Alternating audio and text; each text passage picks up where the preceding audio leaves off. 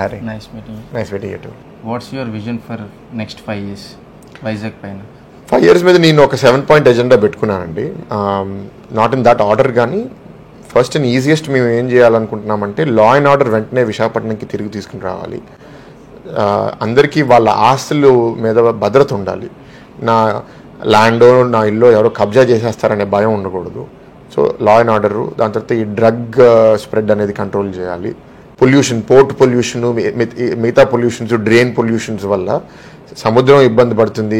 The air quality is getting damaged. Pollution improve చేస్తే quality of life అందరిది improve అవుతుంది, health problems తగ్గుతాయి.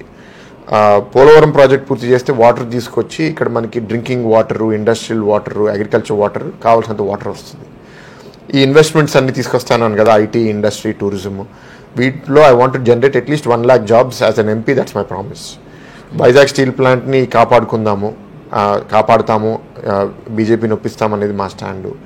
Railway జోన్లో ఇక్కడ వాల్టర్ డివిజన్ ఎస్టాబ్లిష్ చేయాలి. ఈ గవర్నమెంట్ 50 ఎకరాలు ఇవ్వడానికి 5 సంవత్సరాలు తీసుకున్నారు. ఇప్పుడు ఆ వాల్టర్ డివిజన్ ఎస్టాబ్లిష్ చేసి ఇక్కడ రైల్వే లైన్లు పెంచడము, ఇక్కడ రైల్వే ఎంప్లాయ్మెంట్ పెంచడం అనేది ఇంకొక రెస్పాన్సిబిలిటీ. ఇక్కడ road infrastructure, civic infrastructure, foot paths, roads, over bridges, under passes ఈ 5 సంవత్సరాల్లో ఏవీ చేయలే. ఇందాక ఎవరు మీటింగ్లో చెప్తున్నారు 12 బ్రిడ్జెస్ అప్రూవ్ అయినాయి అంట బిఫోర్ 2019 టీడీపీ గవర్నమెంట్లో. ఇప్పుడు ఒకటి కూడా ఏవీ చేయలే. సో అవి కూడా పూర్తిగా మనం కంప్లీట్ చేయాలి.